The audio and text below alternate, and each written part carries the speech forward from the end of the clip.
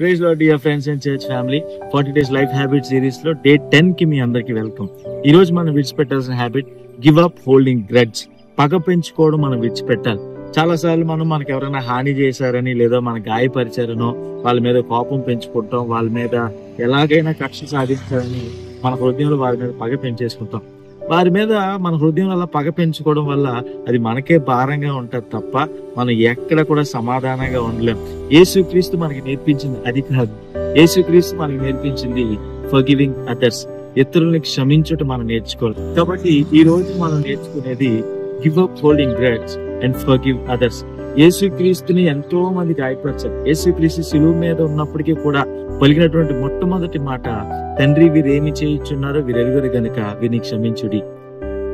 యేసుక్రీస్తు ఎలాగైతే క్షమాపణ చూపించాడో, యేసుక్రీస్తు మనకు ఒక మాదిరిని చూపించిన విధంగా మనం కూడా ఇతరులు మనం క్షమించగలిగాం. కాబట్టి ఈ రోజు మిమ్మల్ని ఎంతమంది గాయపరిచినా, మిమ్మల్ని ఎంతమంది హర్ట్ చేసినా కూడా ఈ రోజున వారిని విడిచిపెట్టేయండి.